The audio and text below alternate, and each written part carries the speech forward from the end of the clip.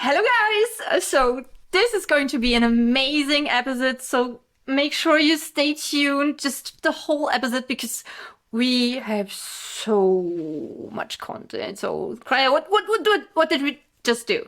So we just had the most amazing interview. I actually did not imagine it to be that great.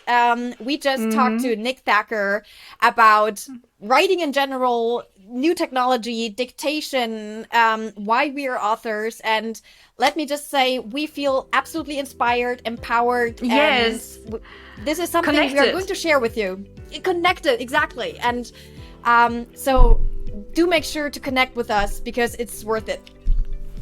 So Nick Thacker, he has written 40 plus books. He's in USA a best-selling author, and he has a platform that's called Book in a Year, a book career in a year, where you can learn how to write a book in a year. He's just building that up, and he's a coach, and he's just he's a thriller writer, and we just learned so much from him. So And as it turns out, an amazing human being.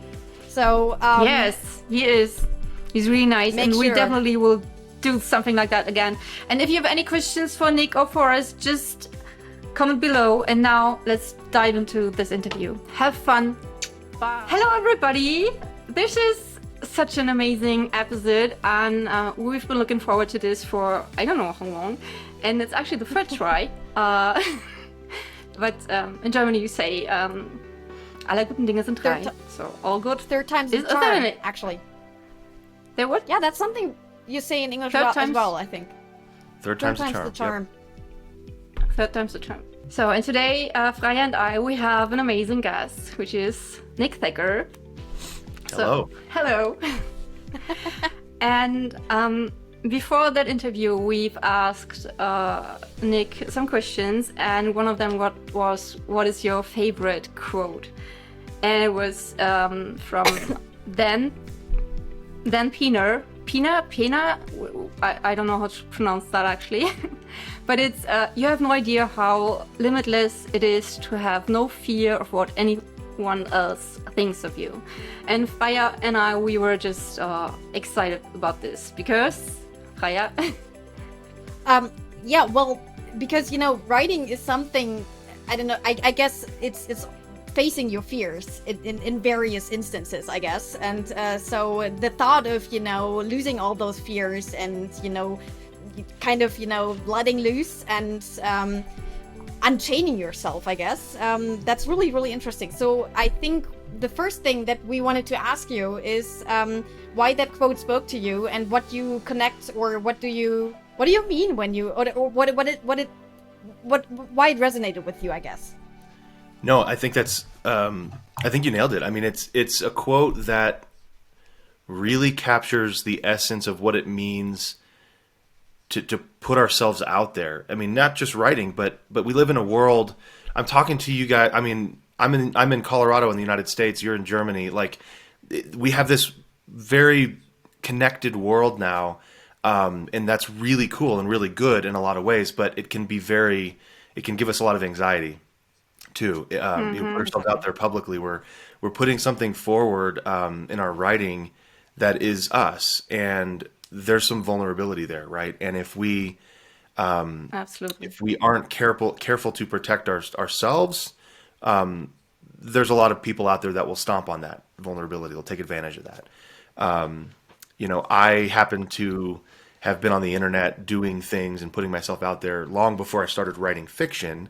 So I've developed I don't know if you have the term, but we call it a thick skin, right? Yes. Where it's We have not the as exact same easy. thing here. term. Yeah, okay. It's not as easy to offend someone with thick skin, but that doesn't mean we don't have feelings, right? And so I still have to Yeah. protect myself. I have to make sure, hey, I'm writing this book, and it's not about me. It's fiction, but I'm the one doing it. There's still me in it, and so I love that quote because it really speaks to that. There's so much power in being able to say, you know what, I'm just going to let this be what it is, and I think it Yes. helps a lot. I do this full time, and so I finish a book, and I'm immediately moving on to the next book. Yeah. If I didn't do that, if I wrote slower, if I wrote one book every 18 months or something, I would really dwell on that. I want to make sure I get everything, you know, I want to make it sure. And then it would hurt more if somebody responded Yes. poorly to it. But I don't care. I've Oh, got that's another so book coming true. out every 2 weeks, right? Got another one. Got another one. Go. So it's a lot Wow, easier to remove myself from it because of that. that's Yeah, impressive. yeah, it is, and I just realized today I got a feedback for my latest book, and it was not that good. And the beta reader was actually she was apologizing for her feedback, but I was like, okay, well, this is my 24th book, and if it was my first book or my second, I would be really it would have crushed me, but this morning I was like, well, that's okay. It's not about me. It's about my book, and I think I really love that it's not affecting me like it used to. That's Yeah, and but the the thing truth is, is, I don't think oh, we're real writers until we get those 1-star reviews. You know, I think Yeah, Andrea, me you too. said this I to told me that to when I Fire. when I got my first 1-star review. I was crushed because I yeah, had been working on this book longer than of two course. weeks, a Yeah. lot longer, and so I was absolutely crushed. And Andrea was like, "Welcome to the self-publishing world. You Welcome. are now an Exactly. author." Well, in And just Yes. the book world. I mean, J.K. Rowling, Harry Potter's got 1-star reviews. Harry yeah, Potter. I know. Of It's the best course. thing ever made, and you know, people hate it. Yes. You know, they're wrong objectively, Yeah. but you know, it's Yeah, one of There's those like of course they are. it's part of the job. It's just part of what we do. Yeah, but the thing is, what I thought what you said was really interesting. It's also about being vulnerable, right? Because this is something we as writers Yes. we want to do. I think writing is also about being able to put something that is inside of you out there for people to see, right? Because there's something really Yes. beautiful about that too. Because as terrible as it is, and as fearful as we are of like 1-star reviews or bad feedback, I think it's also very validating if you put something out there despite all your fears and despite you knowing that this is like very critical and you're being very vulnerable, but to then get positive feedback is incredibly Yes, and to rewarding. connect that way. And And Because I you the think word that connect with people. connection, outweighs. I mean, that's really what it's about is the connection, that engagement you have with readers. They'll keep coming back. You know, I write a lot of plot forward books. I mean, my books are thrillers. And so, you know, early on when my first book, I thought that was the only thing I had to do was get the plot. And I didn't really Yeah. put much attention into the character development. And what I'd like to say to other authors now, especially in that genre, is I think you hook the reader with the plot. That's what gets them to show up. You know, that's what gets them to want to pick up the book in the first place. But then you make them fall in love with the characters, and it's I because of what love you that. said. It's because of the Me connection. too. Right? It's you're speaking to the human condition through these characters, and if you don't do that, your book is flat, and people won't respond Yeah. well to it. And so that's part of that connection. Yeah. Right now I'm doing your outlining course, and you said that in there, and I was like, well, I'm just the other way around. The first thing I have on my mind are the characters, and I connect with the characters, and they are there, and then I tell their story, or they tell me their story, and I Sure. Yeah. retell it or something, and I kind of I don't enjoy reading books that are just plot driven, because I really need that connection. And on the other hand, when there's a book where the plot is not that amazing but the characters are great, I still want to know what happens to them, and I still want Yes. to read that book. Exactly. But the thing is, this is also what makes it so special, because I have made the experience that each character I create is, carrying some traits of my own, I'm putting kind of different versions of myself out there, my experiences, my fears, my loves, and putting that out there and making these characters authentic, and then have them let them have these great adventures. It's also, opening yourself up basically to the reader, because you are putting a part of you out there that is normally maybe hidden and not to be seen usually. Totally. So a So, book wait, so in did I every get- 2 weeks. Yeah, I was just about to say that. I'm shocked, by the way. Me too. So I know authors in Germany who put out a book a month, but and I once heard of one who puts out a book a week. But Really? that was really, yes, really rare. And she doesn't edit it and stuff. Sure. Okay, now tell us, how do you do? Um, A for me, there's a system, right? I don't want to release a book that's low quality. I don't want to release a book that my readers are going to be frustrated with because of errors and typos. But no, for me, and again, I'm not saying that everybody can do this, but for me, it's possible. I wrote 80,000 words in a day once, Wow. but it's all by. Wow. 80,000. But I but wrote a book Amanda, in one meditation, Amanda, day I right? wrote by 10,000 dictation. words in a day and you were shocked? 80,000 words. Yeah, and it's dictation, right? So it's still very rough. I still have to edit it, but thanks to some tools like AI, ChatGPT, for example, OpenAI's Playground, I can have some of my transcription fixed without having to do it manually, right? So there's things like that that help me along the way, and I also don't go into it without an outline. I have to have a very, very, very specific outline. And it may take me a few weeks to really get that outline. I'm not actually writing the outline all at once. I'll work on it as I'm working on another book. I'll come back to it. I can do it at night when I'm watching hockey, that kind of thing. But I won't start dictating until I have that outline pretty nailed down because I want to dictate fast. And that only happens when I have the outline really, Yes. really, really tight. But that's pretty much it. I mean, So, it's outlining and then dictation and then using some tools for editing. And then I've developed a system for editing after that that helps me get the book done and out very quickly. So from start to finish, it's usually 2 or 3 weeks. If I'm really pushing, I can get a book out totally, from nothing to published in 2 or 3 weeks. I don't always do that, but I've got so many of these other things like the course that you're in. I'm doing more courses for authors, and so I just don't have time. I don't have time to sit down and write all day. I wish I did, but I So, need to find ways to do it. so how okay. did so I guess you haven't started writing books using dictation, right? So you started out like everyone else, like, typing the books, or did you start out dictating from scratch, basically? No, that's a great question. I started just like everyone else using little thingies, writing books, and I didn't know how to do any of this. Like a lot of us got started, we didn't know anything, and so I used Microsoft Word, and I just wanted to, Yay. ugh. She And still does, by the way. oh no, it's just so gross. Guilty. I can't even do it. Yeah. No, I know it everyone's is. I got their know own it is. tool, Don't judge me. right? And What I are you ended up using? What are you using now?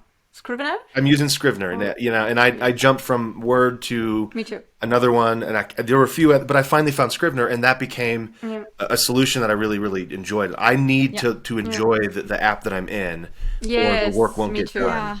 Yeah. And so I I'm started totally using there. Scrivener, but around the same time, I mean, I knew dictation was a thing, and I downloaded an illegal copy of Dragon Dictate just to test it because I didn't want to spend $600 or something on it, and Oh Yeah. my I God. I used it. 600. It was something Yeah. ridiculous, and I didn't have any money, and I didn't know if I wanted It's to still use it. ridiculously Yeah, it's still expensive. crazy, and It so And is. it's not available on Mac, so. yeah, and so I used that for a while, but it was able to make me write faster per hour. The word count was higher, but then it took so much longer to edit that transcription because I had to do it Exactly. manually. And even though it That's would get what 95% of the put me words off right, dictation at first. Yes. yeah, exactly. And so it would get most of it right, but it was taking too long. So I would come back to it over the years and just try it again, but it was the editing process. And so now that I have an assistant who will just go and do the copy paste work of getting the transcription from Dragon into ChatGPT, and then it shoots it back, and it's pretty close. Makes it much faster. Okay. Yes. Wow. So, what I was wondering though is, writing, when you think of writing, you think of, pen and paper basically, and typing is different, but not that different, I guess. But speaking words is something entirely different than writing, or something that I imagine to be. So, has your writing style changed because you dictate now, or is it basically the same thing that you would write down? That's such a great question. I think Great a lot of question, yes. authors worry about that, or they've experienced that. My style hasn't changed much, but I will say I don't think I have a style. My Okay. brand of fiction is very, very honestly, it's very basic. It's very bland, even. Okay. I'm not trying to be artistic with my, it's not literary, it's thriller, and I'm just telling a story.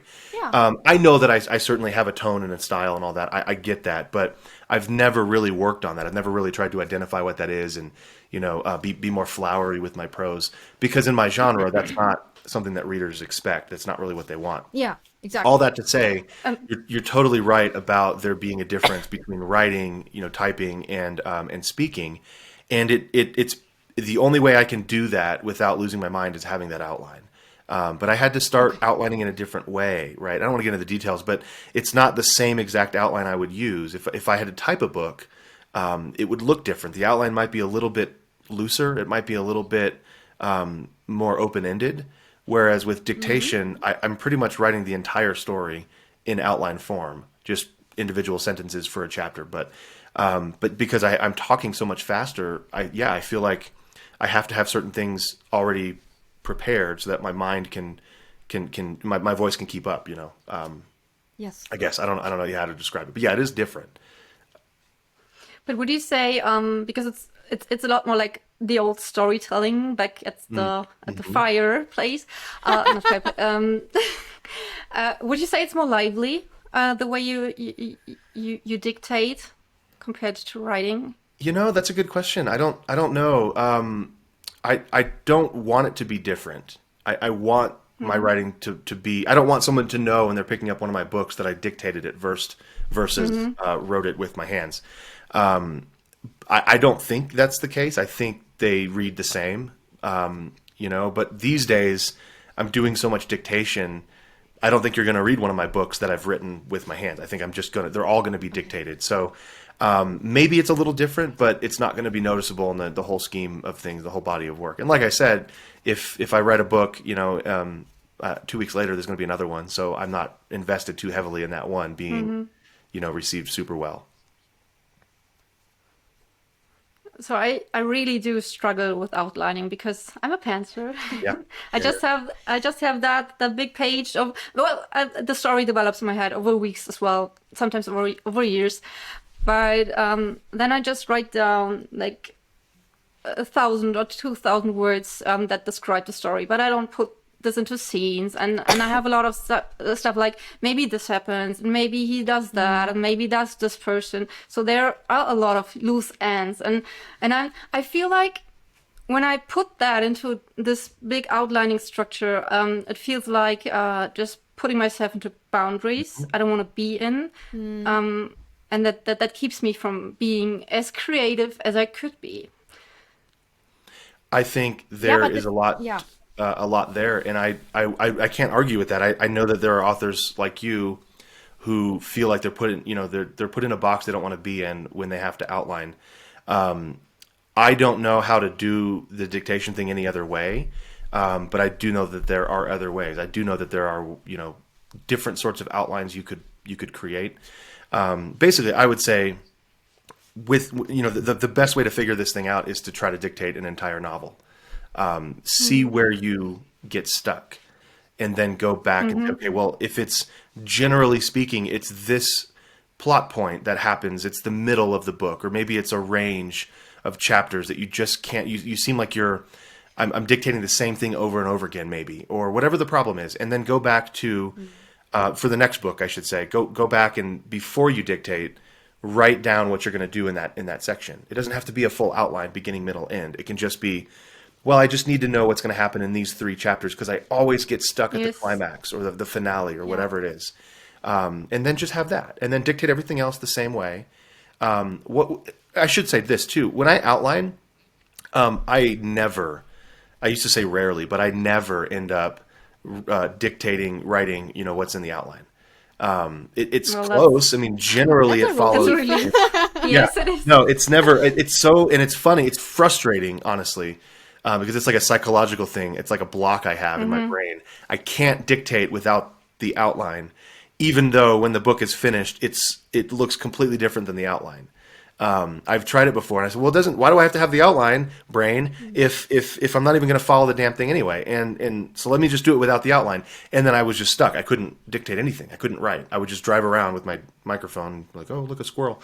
And so I need the outline, and even though I'm not going to follow it, I need to have it written. It's really frustrating.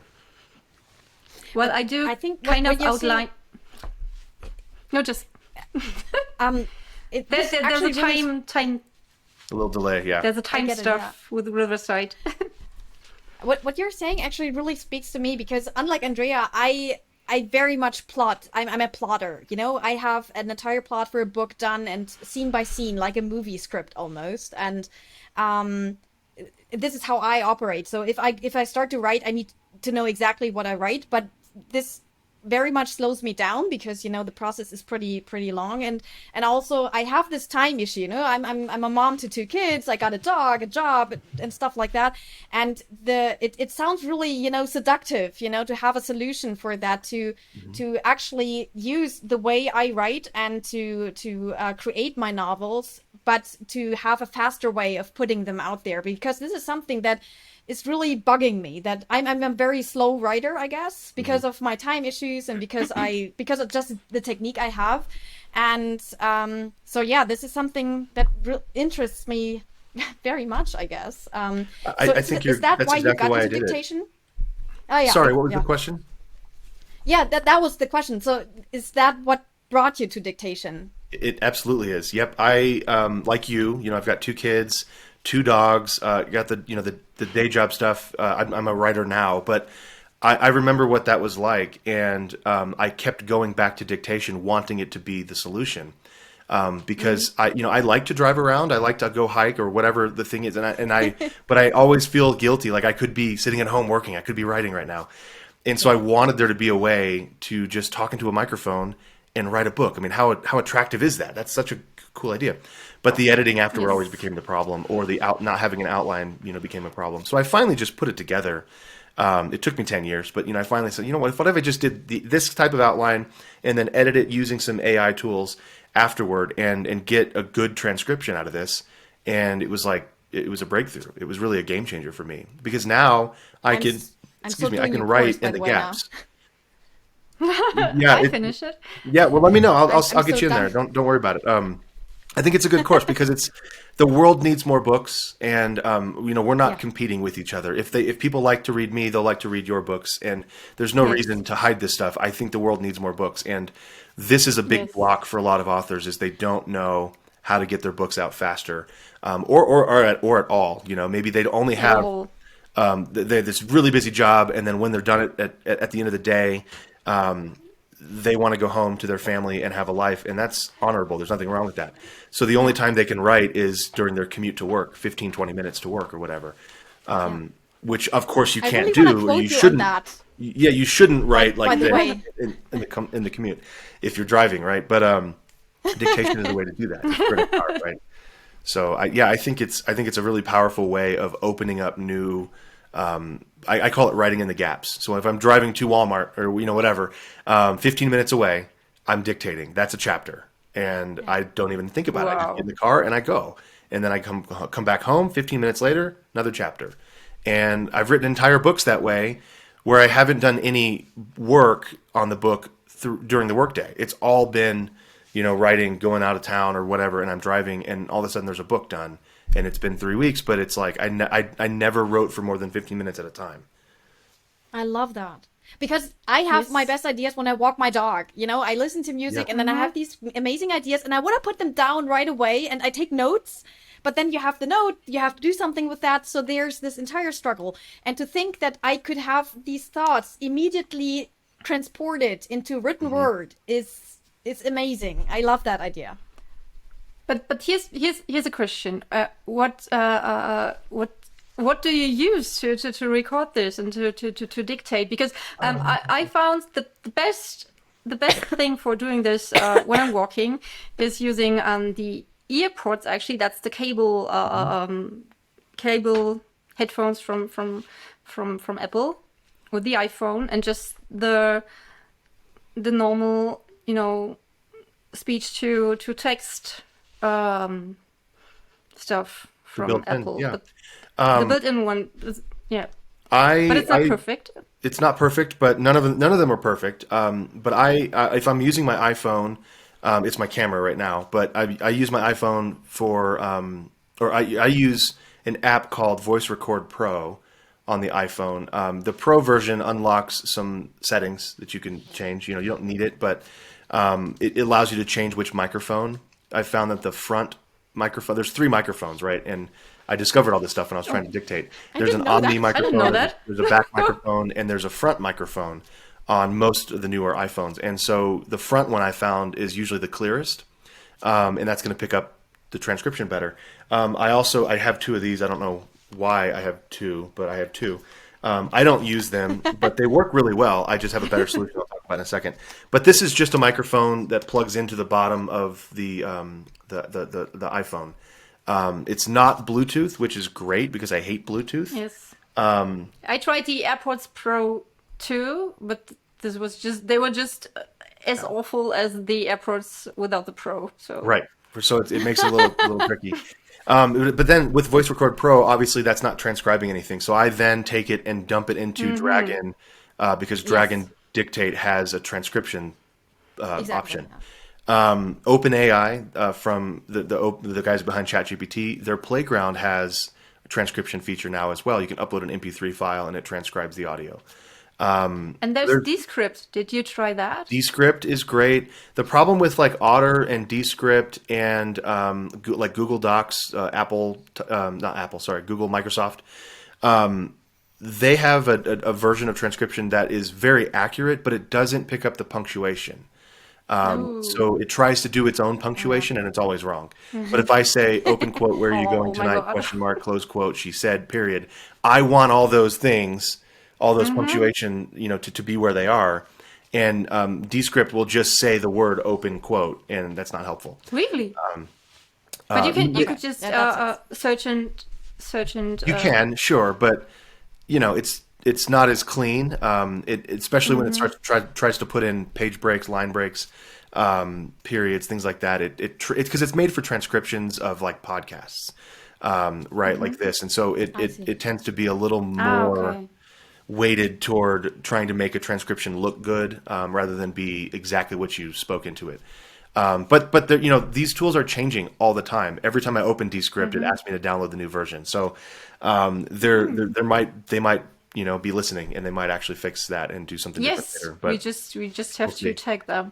but then, so anyway, what I use most of the time though is actually a handheld voice recorder, or just recorder. It's a Zoom H1N, and it's just got two little microphones on top, and I talk into it. It's great because that isolates my voice a little bit better than like the Bluetooth I have one stuff. too. Yeah, so that's really helpful. It's about $100, but it's a great microphone because of that. And so same thing. I then I just use take the that at MP3 work. file and dump it in. Yeah. I use that at my day job actually. I'm a judge by day, and so Oh, I don't have someone who does any recording for me, so I have to do it myself, which I suck at, by the way. But this might be a chance for me to finally improve my skills. Yes. Yeah. There you go. Freya has a really big question because the first book series she published was a fantasy, and now she's writing thriller as well. But her first book is called The Crown of Atlantis. And we just saw that you... Yeah? Go on. I looked you up when Andrea suggested we do the interview, and I immediately, my eye sprang to the book that is called The Atlantis Stone. Yes. Which is kind of huge for me because my book is all about Atlantis stones, kind of, they have these magical properties, and this is so are you, I don't know, are you a fan of mythology and Atlantis as well, or was that a glitch? Both. It was an accident, but I love Atlantis. I feel like if I had nothing else to write about, I could write about Atlantis over and over and over again and just make 10 thrillers that, I feel the same way. I love it. Yeah, no, that actually was the very first book I ever wrote. It used to be called The Golden Crystal. Yes. But that sounded too fantasy, and the book was not supposed to be fantasy. It's a thriller. And there's some fantasy elements. You know, the stone has magical properties and that kind of thing. But I try to explain it more in like a pseudoscience kind of way to make it more of a thriller with some sci-fi kind of element. So because I don't read fantasy, I'm not good at it. I don't know. I didn't want to write a fantasy novel, so I changed the name to The Atlantis Stone, which was supposed to sound more like a thriller. But again, it was the very first book I ever wrote, and so I wrote it and then worked on other stuff. I've always wanted to go back to it and write a series and turn it into a series, but I just haven't had time yet. Yeah, but this is really cool because I feel the very same way. I had this, I don't know, Atlantis is something that has fascinated me for decades, really. And so I was always sure if I ever go into writing again, in my case, that it had to be all about Atlantis. So to see that, you know, there's a connection there that I thought was Absolutely. that was spot on, Yeah. and I feel very much. I feel like I know exactly what you're talking about. So this is Totally. really great. Yeah. That's what I like to do in my fiction. You know, I like to take this idea, this what if question. What if Atlantis were real? What if the Great Pyramids Yes. were some kind of tool that the ancients used? Whatever it is, there's these what if questions that we can sort of answer in fiction, and I like to make them thrillers, but it can be fantasy, sci-fi, it can be young adult, whatever the genre is. But I love that. I love the exotic appeal of some place that people have never been and may never go, or that may not even exist. It plucks some of the magic of our reality and kind of enhances it with Absolutely, yeah. your story. It's beautiful. Thank you. Yes. Yes, it is. So Freya and I, we are going to London Book Fair next week, which is our first time. Yeah. And we are doing this because we are just about entering the English book market. Or at least, no, not at least. No, we are entering it. And I was just wondering, have you ever thought about translating your books, or are they translated? I don't think that I saw that. So I have a publisher in German. Lucifer Verlag is Which one? Lucifer Verlag is the publisher. They are only thrillers, so they Verlag, Verlag. Yeah, Lucifer yeah. Verlag. Sorry, that's the American pronunciation. It's the Verlag. yeah. That's interesting. I didn't get yes. that. So No, me neither. Well, that's my German publisher. They've picked up the Harvey Bennett series. So there's 3 books out in German right now. And they seem to be doing pretty well, so hopefully they'll pick up the rest of the series and do that. But I also have translated that series into Dutch, and we're working on Italian now. So those haven't been selling very well, but that's okay. Who cares? did you do that with the publishers? No, as I well? actually did. I used AI for that. There's a tool Did called... you use DeepL? Yep, I did. And it's very, very good. You know, Yes. I don't speak these languages, of course, but I know people who do or live there in Italy or the Netherlands. And so I send a book to them and say, hey, you know, is this good? And they've said, yeah, this is very good. This is certainly good enough. But what I like to do is, you know, because it's translated by a service, I put that in the front of the book and I say, hey, I'm just trying to get this book into this language so that you can enjoy it. It has been translated by a service. So if there's a mistake, just let me know. And then I send them to a website to get their email address. That's so I can great. send them more emails. Well, that's Yeah, amazing. I'm gonna steal that. Do I'm it. Yeah, gonna it's steal a that great way idea. to get their email address so I can stay in contact with them, which is always what we want. Yeah. But it really is a way of, it's like saying, hey, I can't afford to hire a translator for this anyway, Yes. so this wouldn't exist in any other way. So if you enjoy it or whatever, go leave a review. But if there's mistakes, let me know so I can fix them. Yes, I've Great. translated 2 books with DeepL, and one of it is it has been read by some beta readers and some bloggers, and they were all like, "Well, I wouldn't have noticed if you wouldn't have told that's me great. that this has been." But I do speak English quite good, Right. and so I read you do. I read over it, and I do edit it, and then I give it to an editor afterwards, and and now I just started with the second one. I started to put it into a pro writing ad to see some more mistakes. But DeepL is really good. I wouldn't have expected that, because in Germany, everywhere you read, well, you can translate your book into English, but don't do that with people. And I don't get it. I really don't. I think it's authors just keeping other authors from translating their books. I think it's gatekeeping too. As Yes. scary as AI and artificial intelligence stuff is getting, there are tools like this that are very good, and they're only getting better. And again, the argument is not that translators are bad people and we shouldn't pay them. They deserve their job, but I can't afford them. This book isn't selling in the Netherlands. There's no way that I can afford to pay a translator hundreds or thousands of dollars to translate a whole series when I've got no sales. Like, why would that's a risk that I don't want to take. So this is a great tool as kind of a stopgap. And if they blow up, then I can afford to hire somebody then and translate them better. If it needs to happen, right? And then again, the translators, I think they quite often they make mistakes too, right? They're human, right? Mm-hmm.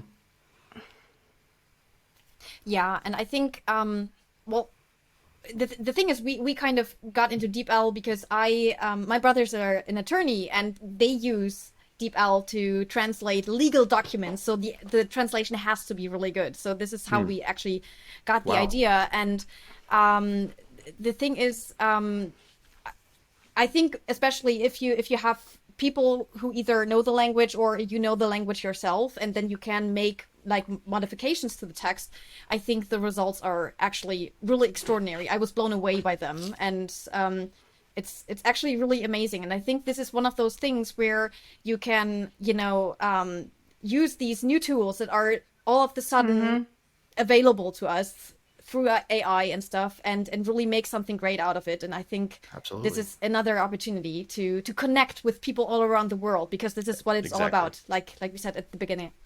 Exactly. And then again, translators could just use those tools as well and be quicker translating books and more and cheaper by that and better in the end. That's they true. could translate more books and earn the same money. I think it was in Adriana Pan's last podcast when she said these artists who may be pushed away by Midjourney, when they're mediocre, they could just be amazing prompters and create art that is way better than they would have ever been able to create with their own hands. So, At the end these of the tools day, it's aren't a going tool, anywhere. right? Yeah. They're going to be used more and more and more. And so for authors like us who are doing it on our own, it's important to know what these tools are and to use them so that we can take advantage of them while they're here and while they're very good.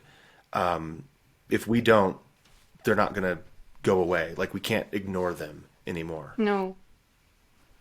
Not only we can, we mustn't. We really have to look at them. I think that everybody who's not doing this, they just fall behind. Yeah. Wow. So what's the journey of book career in a year? That's it, right? Did I get it? It is, yeah. Book career in a year. The website is basically all of my nonfiction side. So all the author stuff, the coaching, the teaching, the courses will all live there. The goal is to have these very affordable courses like the Dictation, the outlining course. Yeah, I love that. I really love that. I want to make those approachable. I mean, this is information. Yes. It obviously takes me a lot of time and work to put together, so I'm charging money for it. But I don't intend to make this prohibitively expensive. I want everybody who can watch a video to be able to go get these courses. But the purpose of that is also so that authors can go and kind of an a la carte menu, right? They can get what they want. So if they just want the dictation course or just want the outlining course. Yes, that's amazing. I love that. Eventually, the goal is to have a lot of these courses, and what Book Career in a Year will be a course in and of itself, and I will literally have a video series of how to build a book career in an entire year, and it will be a more expensive course, but that will be like the all access pass, right? So you'll pay a lot more money, but you'll get all of the courses. You can do them all at your own pace, or you can follow along, and I'll literally say, okay, it's week 1. Here's what you need to do. Go watch this module and this video inside this course. and then do that. That's your homework. And then week 2, do this, week 3. And so at the end of it, you'll have 52 weeks of building your book career, building a career writing genre fiction. So that's the goal. We'll see if we actually get there. But I'm So working you on really a have that design planned course. out. I've got it all planned out. Yeah. That's amazing. Sounds I awesome. yeah, in Germany I have that. It's sei Bestsellerautorin, so it's be a best-selling author. That's my project. It's cool. mainly a YouTube channel, and I'm creating Notion templates. Lately, I just started that, and I have all that. I have a newsletter, and I have free nonfiction books about writing, and I really love to share my knowledge and to share what I've learned, because as you just said, I think this is not about competition. It is about being together, working together, growing together, and making this world a reading world, a world full of books. Absolutely. I wouldn't be here if you weren't doing that, because I don't know, meeting Andrea has changed my life in that regard, and meeting other authors and having them share all their experiences, it's really changing my life. And to think of changing more lives is just wonderful, I think. That's awesome. And so it's amazing. Oh, and this is such a great transition, because we just started an English podcast. Oh, cool. Which is called Becoming an International Best-Selling Author. And because we are entering this market, and we just thought we want to share what we are experiencing, and we decided to put that into seasons. And the first season, which is done and uploaded completely on YouTube at least, is about the German market. So we tell in 8 episodes, we tell listeners about the German market, because we thought before we want to get something from the English authors and bloggers and readers, we just want to give something.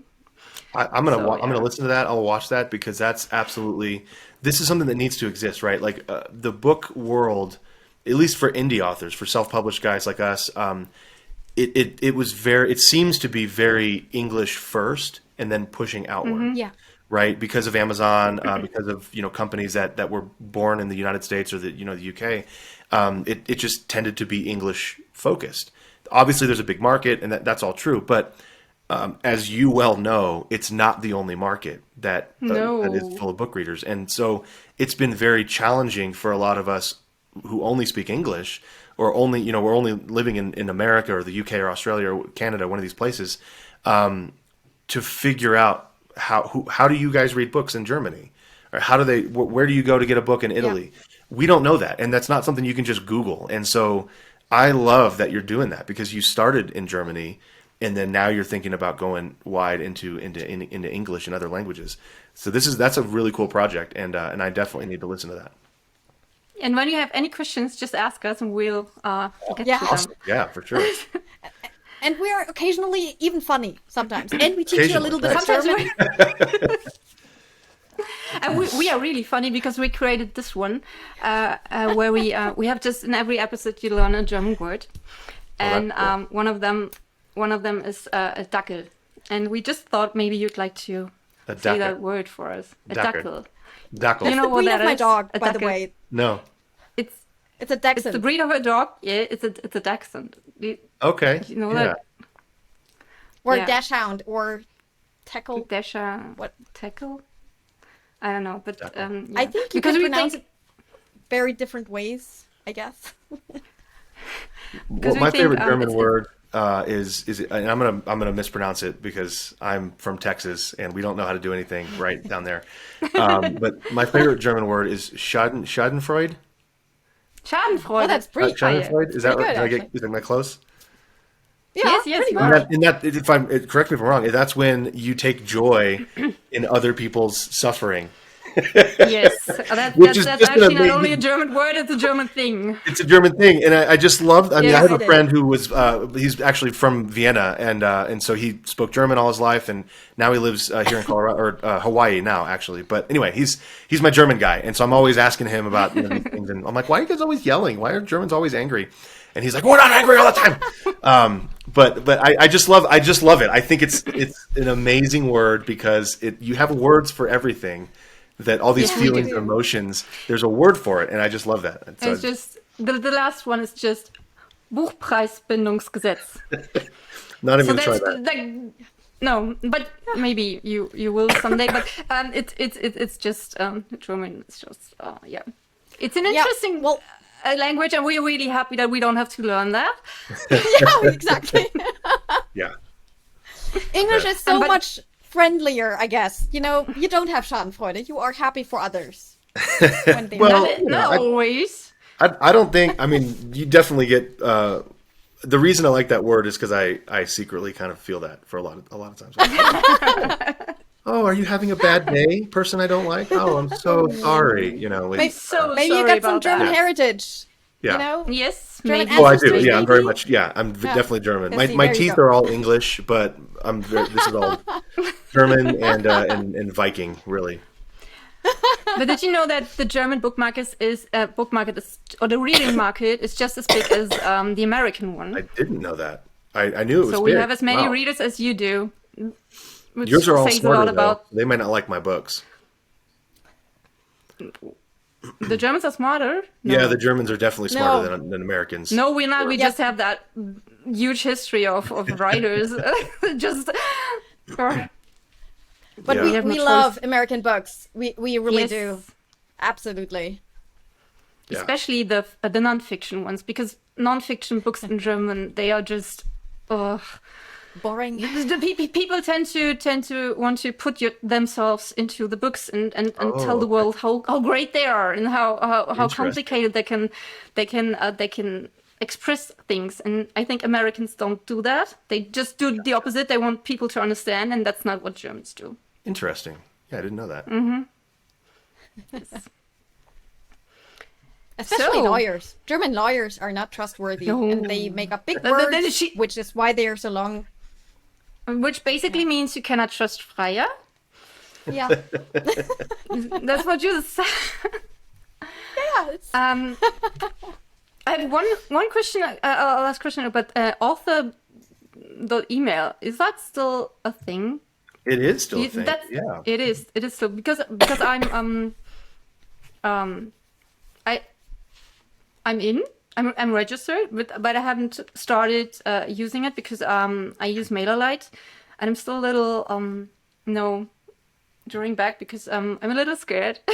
Sure. of using Well, it. yeah, it's the cost of changing is usually pretty large. You know, not the monetary cost, but the cost of the energy, time, commitment to move something. You know, you've got your whole career of email wrapped up in another service.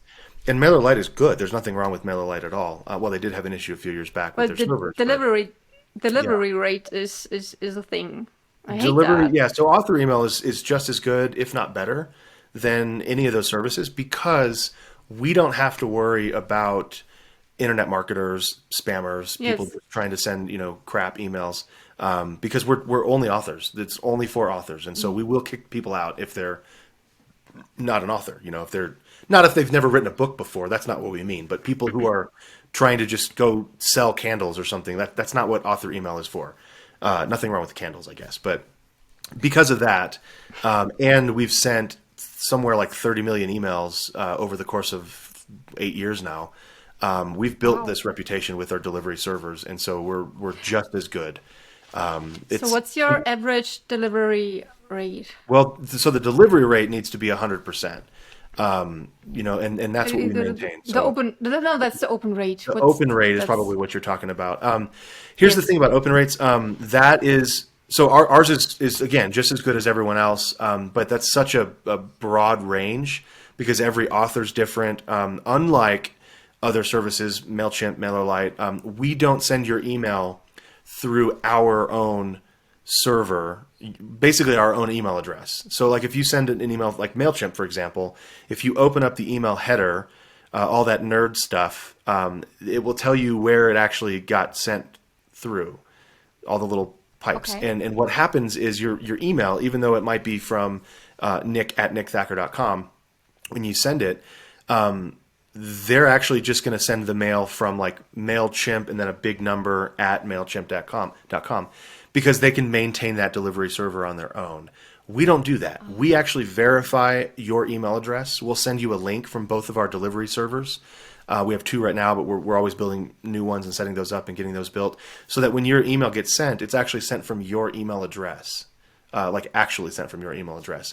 What that means, though, is if for some reason, like you're on shared hosting, and you've had like there's a Russian bot on that host account, and that affects your domain reputation, your emails may not get sent to people's inboxes as much.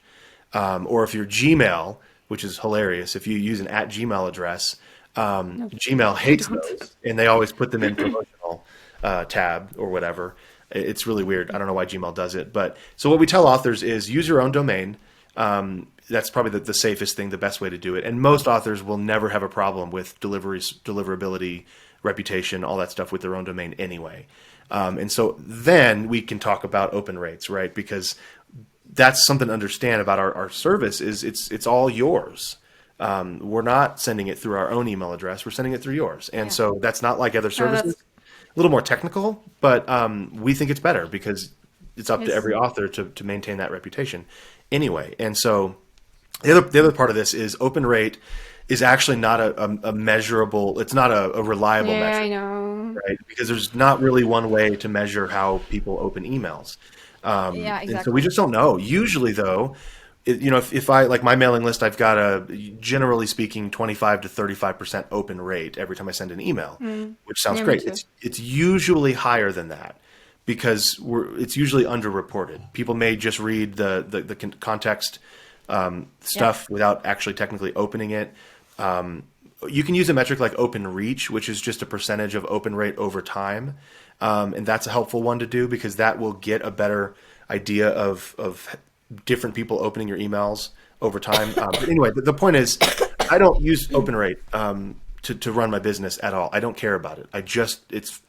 I'm not going to cull my list. I'm not going to get rid of too many emails. If I'm paying a lot of money, I just need a cheaper list. I don't need to get rid of people because they may be opening emails. They may be seeing what you're writing and you don't want to delete them just because your email provider says that they're not opening them.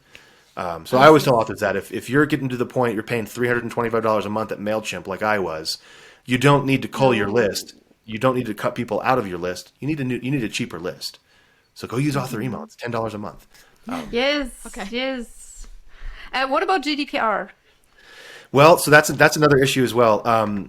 That is something to pay attention to. Here in the United States, we don't care about any other country in the world, and so no, I'm just kidding. It's one of those things where we're like, well, it's not an American law, and so it's not that we don't care. You can certainly set up GDPR compliant lists through author email, but that is something that every author does. That's not something we don't mandate anything. There's no way to mandate that.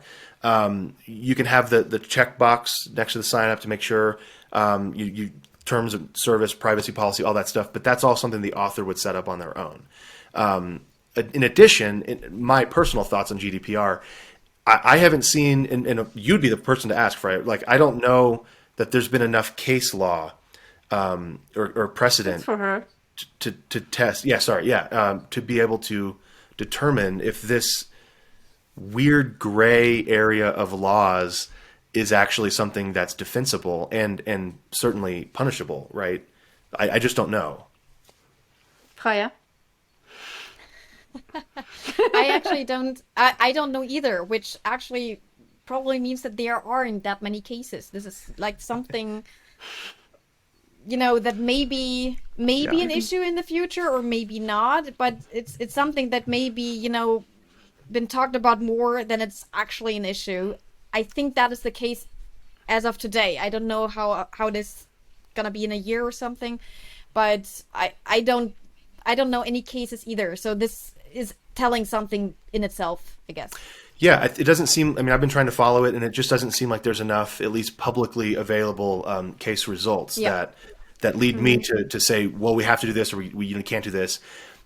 At the end of the day, any law that's set like this is intended to protect people from something, and so ultimately, we as the author just have to determine, well, what are we trying to do here, and let's just abide by that and just be cool, and everything should be okay. Now, that's not legal advice, obviously. No, but, we don't do that. just don't be an unscrupulous a-hole And usually you're going to be fine, right? Because we're not the Yeah. people that these laws are trying to protect Yes. other users against. It's not for authors. Exactly. And do the basic things that you feel like you need to do to abide by their protections.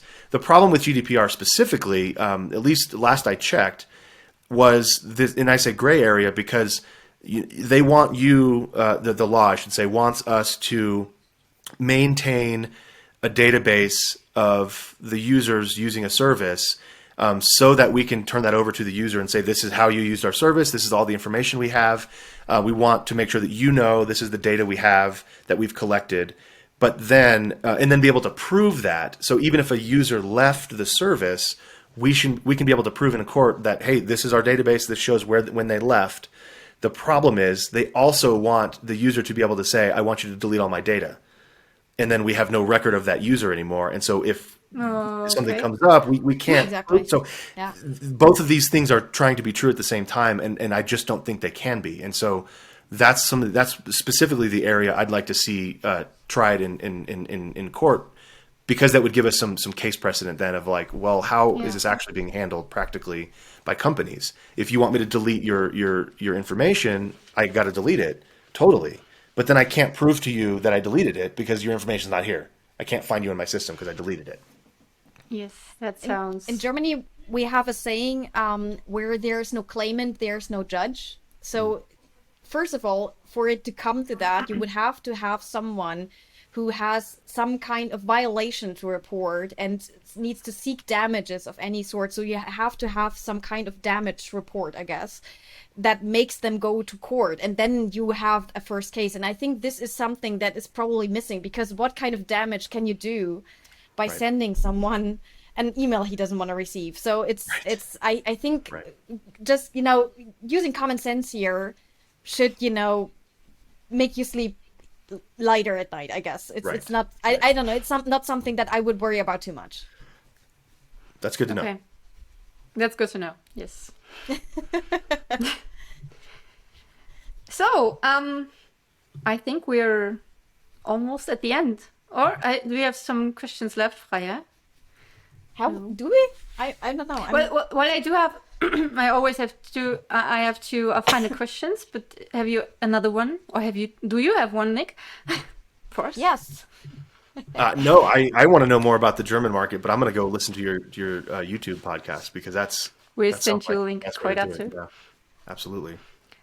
Okay, so then my first final question is, what change do you wish to see in the book market? Well, I think the biggest one, this is going to be very, very generalized, so it's not really helpful to anybody, but I want another Amazon.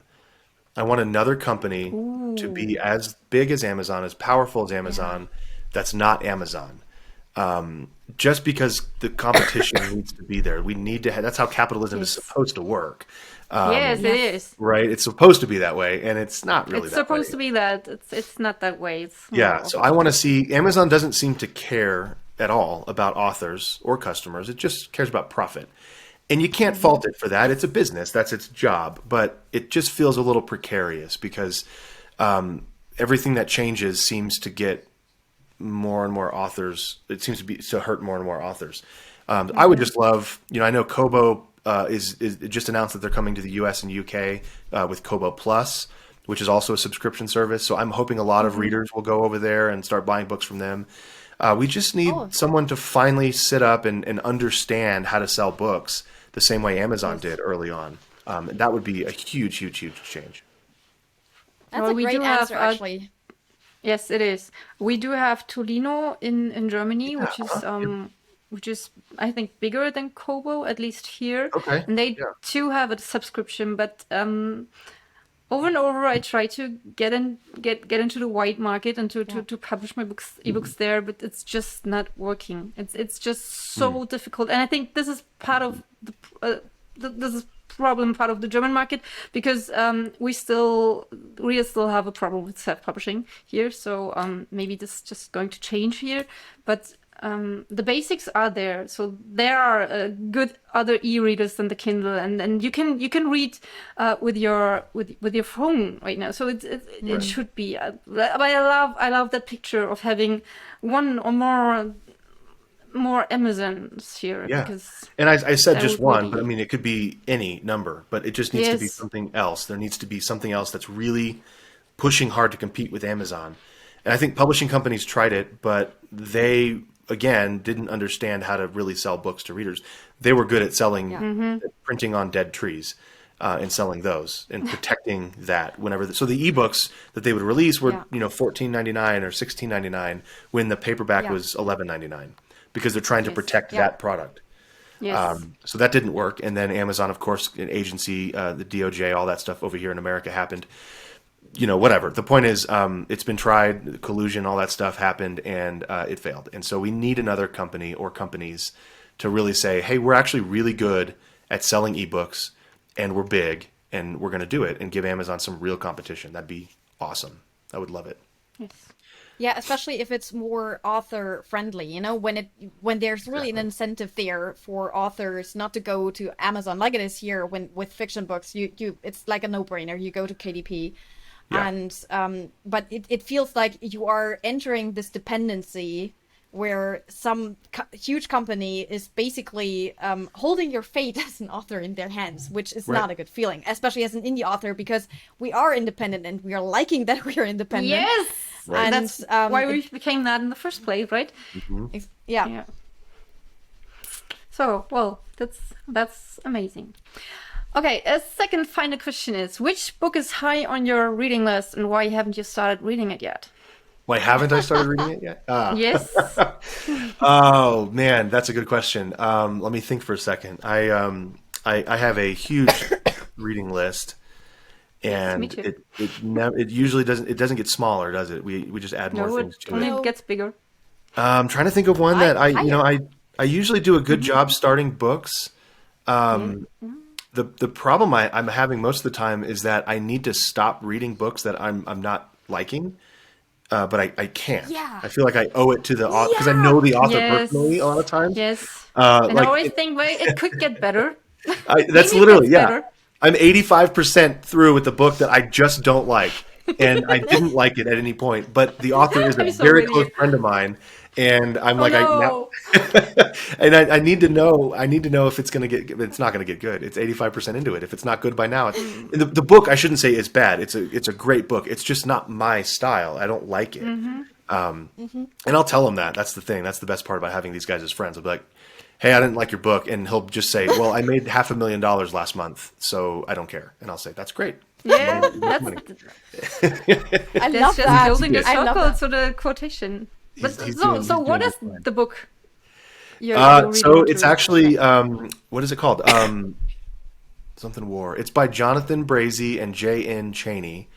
But I'm pretty sure Brazy wrote it, or first draft and all that. Sentenced to War is what it's called.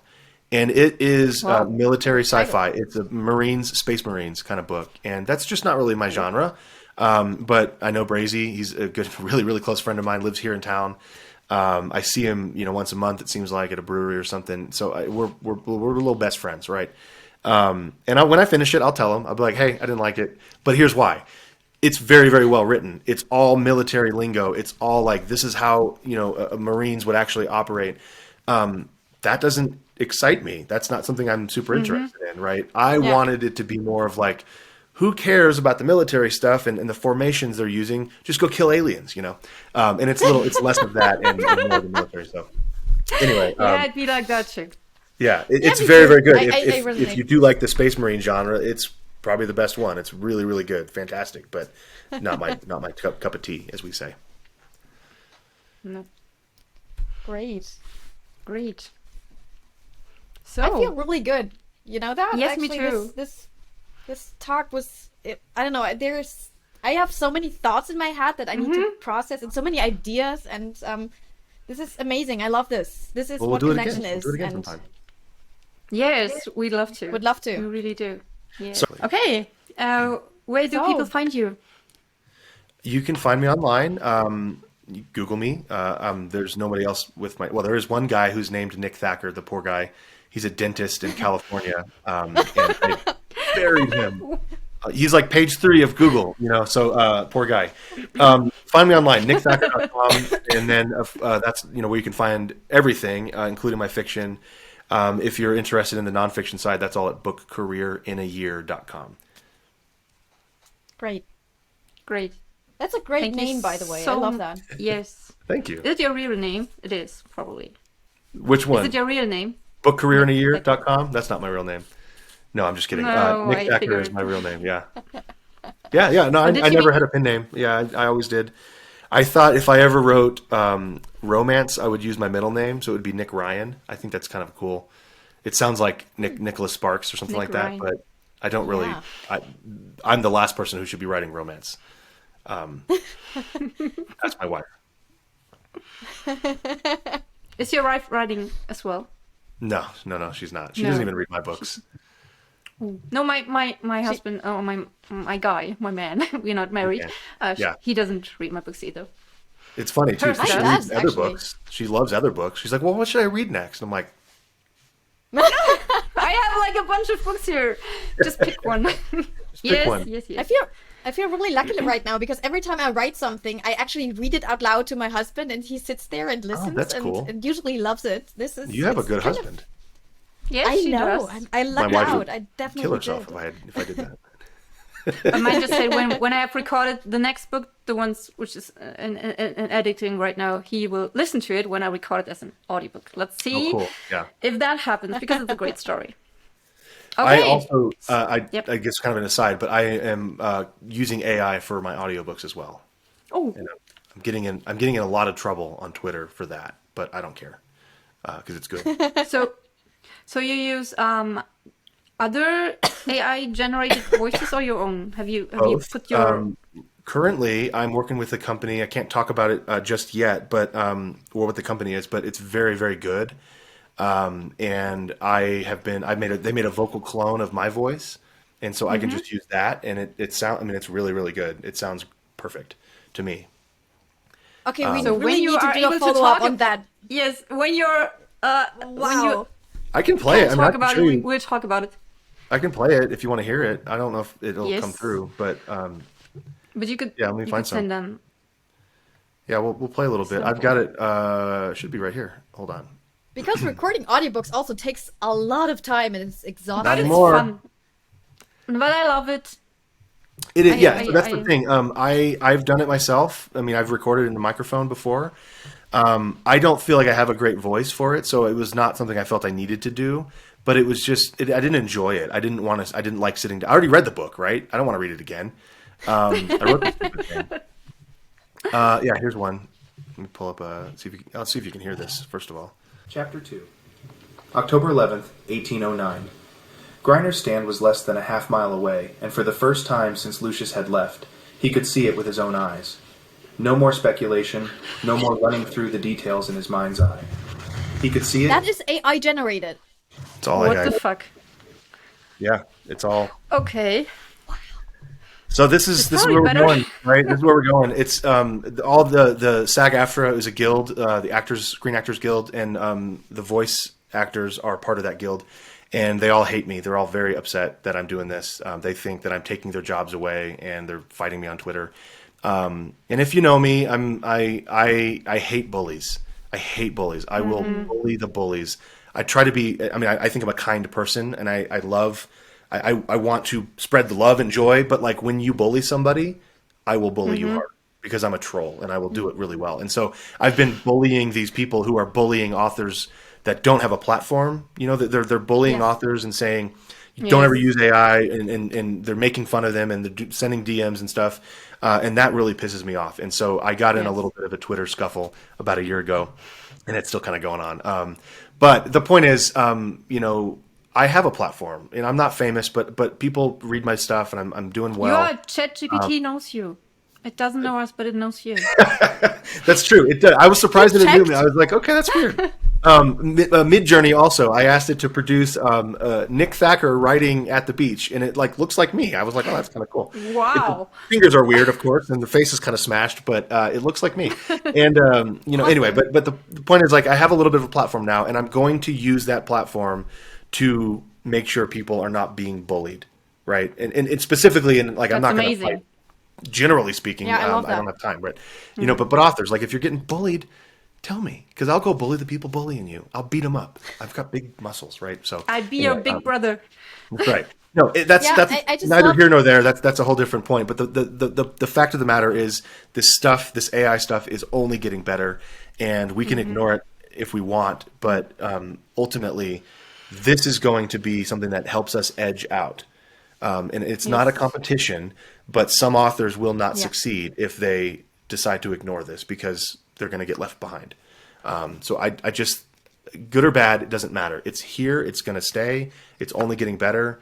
To ignore it is to basically say, well, I'm going to get edged out by people who are using this.